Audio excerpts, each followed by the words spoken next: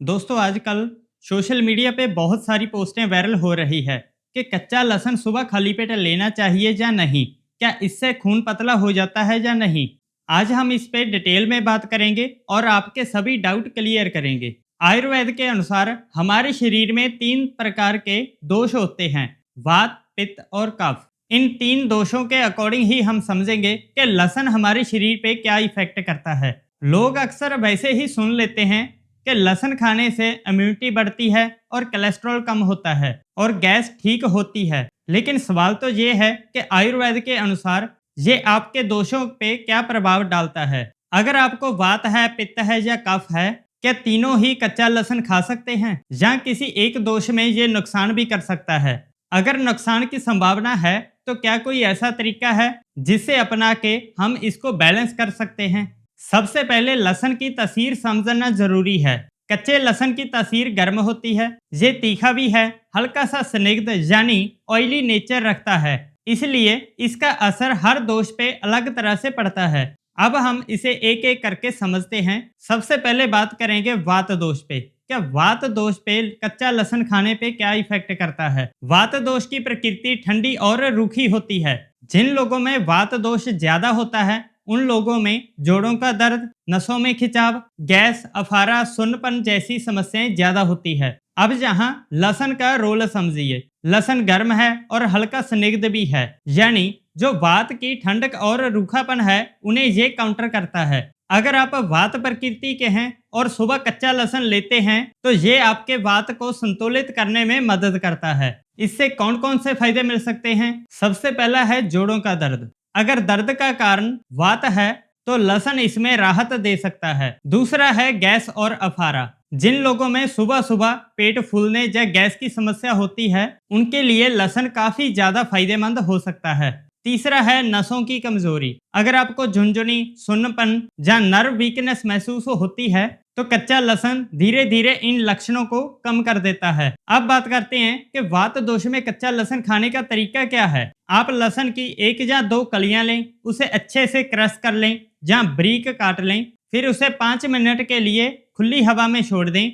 उसके बाद हल्के सादे या गुनगुने पानी के साथ इसे निगल लें। ये तरीका वात वालों के लिए सही है। अब बात करते हैं कि कफ दोष पे क्या इफेक्ट करता है। कफ भारी, चिपचिपा और ठंडा होता है। जिन लोगों में कफ दोष ज्यादा होता है उनमें खांसी, जुखाम, सुस्ती, बलगम बढ़ना या नसें ब्लॉकेज जैसी समस्याएं ज्यादा होती है। लहसुन तीखा और गर्म होता है। इसका तीखापन कफ को तोड़ता है और इसकी गर्मी कफ को पिघलाने में मदद करती है। अगर आप कफ प्रकृति के हैं और सुबह कच्चा लहसुन लेते हैं तो ये आपके लिए बहुत फायदेमंद हो सकता है।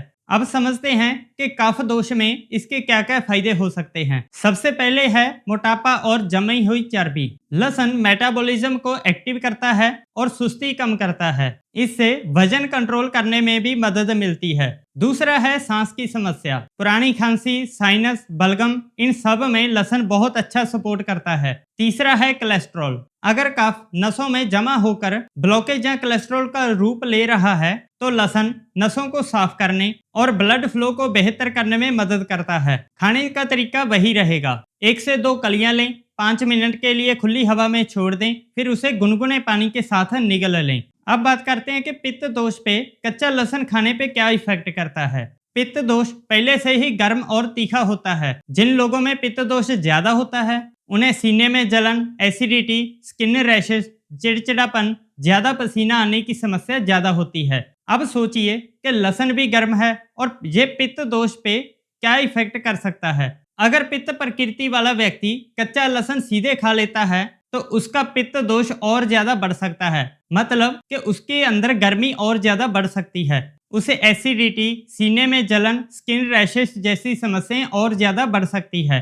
तो क्या पित्त वाले कच्चा लहसुन बिल्कुल भी नहीं खा सकते? ऐसा बिल्कुल भी नहीं है। पित्त दोष में लहसुन खा सकते हैं लेकिन थोड़ा तरीका बदलना पड़ेगा। जैसे कि आप कच्चे लहसुन की 1 या 2 कलियां लें, उसे बारीक कूट लें, फिर गाय के देसी घी में उसे डालकर हल्का सा गर्म करें। लेकिन ध्यान रहे बहुत ज्यादा नहीं भूनना, बस इतना सा भूनना है कि उसका रंग बदल जाए, हल्का पिंक या सुनहरी हो जाए। फिर इसे ठंडा होने पर निगल लें। ऊपर से हल्का गुनगुना पानी पी लें। ध्यान रहे, ठंडा पानी बिल्कुल भी नहीं पीना, गर्म पानी ही पीना है, क्योंकि ठंडा पानी पीने से घी गले में जम सकता है और प्रॉब्लम दे सकता है। इसीलिए हल्का गुनगुना पानी ही पीना है। तो ये तरीका क्यों काम करता है? क्योंकि घी पित्त दोष को शांत करता है। घी की शीतल और स्निग्ध प्रकृति लहसुन की गर्मी को बैलेंस कर देती है। इस तरह आप पित्त दोष बढ़े बिना कच्चा लहसुन के फायदे आप ले सकते हो। अब सबसे जरूरी बात, जिन लोगों में कोलेस्ट्रॉल ज्यादा होता है